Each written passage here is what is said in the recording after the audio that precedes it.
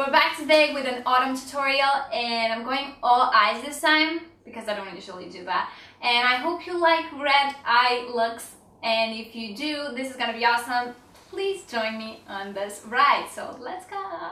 This is my bare face right now, and it's actually been pretty spotless, which is awesome, but I still have some redness going around, and I never ever like not use a base product because I do like to give a little flush to the skin and just to cover some old scars and some of that redness nonsense. So let's get into it. So right now I'm really into the Caudalie Vino Perfect Radiance Tinted Moisturizer. I have the shade 1 Light, and this is pretty light, so if you have pale skin, this is awesome. It's really thick but lightweight at the same time, and very, very radiance inducing, but at the same time has great coverage. I don't know what's up with this, but this is awesome and I've been loving it, so let's apply. This is actually a little bit yellower than my skin, but not in a way that is noticeable, more in a way that it gives my skin a bit of a healthier pump, which I always enjoy. And because I have pretty dark circles going on, because my kitten really likes to get up like at 7 a.m. every day, and I'm not about that life, I haven't been sleeping a lot, so I do have really dark circles. So I'm using a like illuminating touch pen, those kind of things, and this one is by Terry, and it's a Touch Velouté in the shade 1 Porcelain. So I do that, and this is pretty, how can I say it? It has such a light, moussey texture that you can just apply it very clumsily with your fingers, and it goes on like a dream. And this just gives a little bit of light. It's not supposed to conceal, it's just supposed to wake up your skin, and I do like to use it on my eye area. But I do like to go in with a concealer afterwards, and the one I'm using is still the Clarin Instant Concealer in the shade 1, which I love because I've been using it for a long time. It's very creamy, it's concealing but not like very, very opaque. It just does the job. And because I've kind of lost my new beauty blender, I'm applying it with my fingers, which is okay because this is actually pretty finger friendly, and that sounded horrible. I'm sorry. So now we're getting into the eyes. I'm doing a very reddish, copperish eye look, and so because I'm not very good at smoky eyes and also a bit lazy, I do like to start with a very pigmented base to begin with. So I'm loving this Kiko Cream Crush Lasting Color Eyeshadow, and this is the shade 3, and it's a beautiful plumish, reddish, brownish? I don't know, it's a brownish red definitely, and it goes on beautifully. And they're very, very long lasting. They will act like a primer, which is amazing because you can skip that step as well.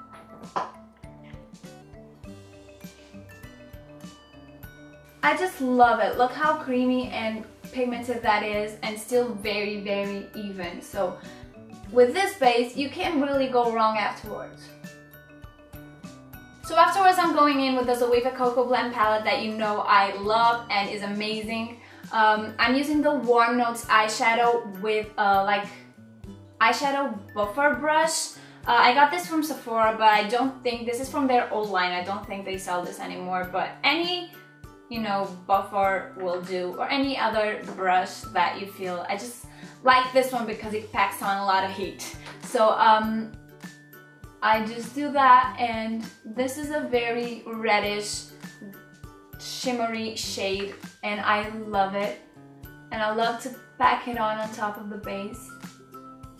And because the base is so pigmented, you don't have to be super extra careful with this one, and you can just go a little wild. And if you're in a rush, it's also amazing because you don't have to be super careful about it.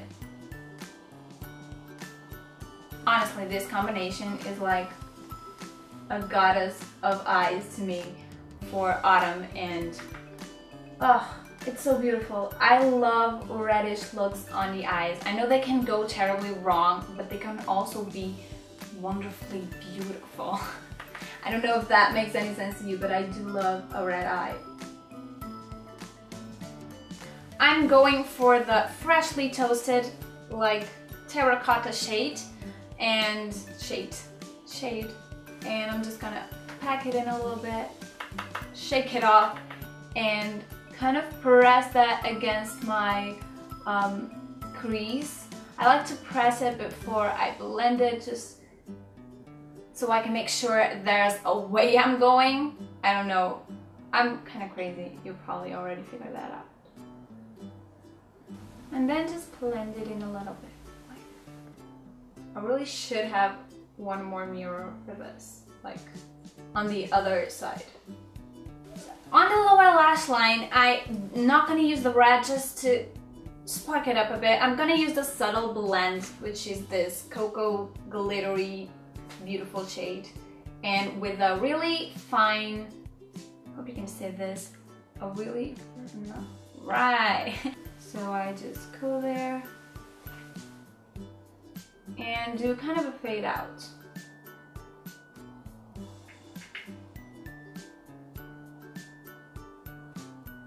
I'm going with a really light bitter start shade and mixing it with a sweeter end. Shake it off and just blend that in because it's pretty intense right now. Now I'm done with my actual eyelids, and I'm going to start with priming my lashes. And you know I like to do my lashes in 3 steps: priming, mascaraing, and mascara-ing, and top coating. So that's what we're gonna do. And the primer I'm using is still the Jane Iredale Pure Lash Conditioner, and it's actually on its last. It doesn't have a lot there, but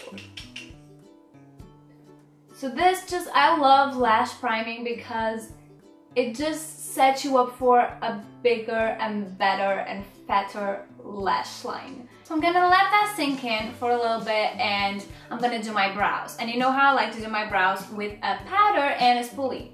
And this is the Catrice eyebrow set. Yes, eyebrow set. And this is my spoolie. And I just like to dip it in. I dip in a bit of both. I used to do only the darker shade, but now that I'm blonde, that's a bit too dark for me, but the blonde shade is a bit too light. So I do a bit of both, and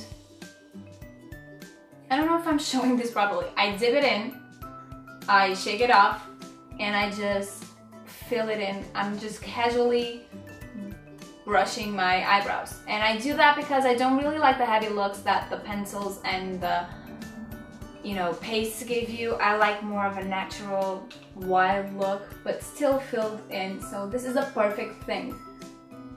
And I love the Benefit Gimme Brow Gel. I have the lightest shade, and this is great if you already have like really full eyebrows and you just want a quick look.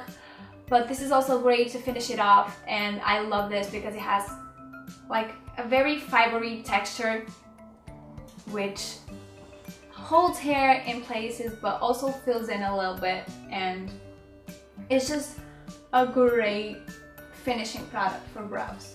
Today I'm using the Telescopic Mascara by L'Oreal, and this is one of my favorites ever. It's drugstore, so it's super affordable but still amazing, and I love the wand. It's actually the only mascara that gives me the full lashes that I always crave. So yeah, it's a bit difficult to apply sometimes because it can get on your lids,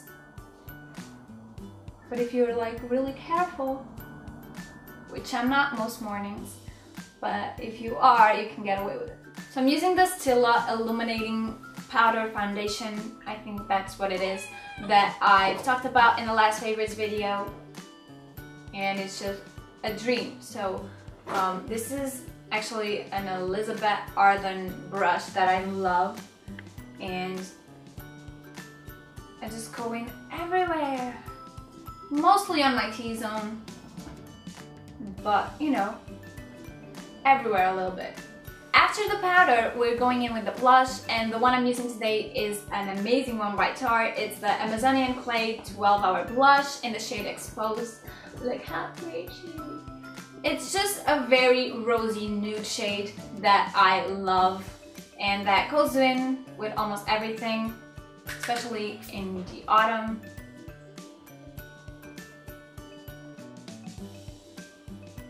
It's very pigmented, but so easy to blend, and it won't give you like a clown look ever.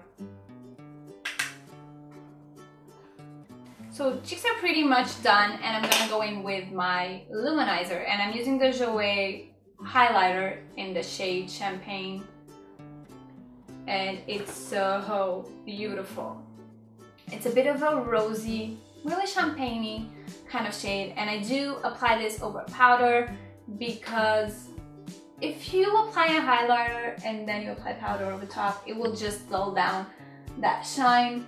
And really, if it's not too much of a cream, it doesn't really matter. I mean, if you were to apply cream blush over powder, it would be a little cakey and weird, but just a simple highlighter won't do that, and I actually prefer it. So, and after that, I just go in for the cupping of the lashes, and if you've seen my previous tutorials, you know that I do this, and it's something that I never fail to do. So I just put my fingers just like that, and I cup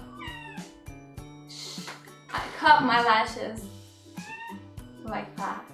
And it's important that the mascara is almost dry but not totally dry when you do this, so it may stain your fingers a little bit, but that's okay.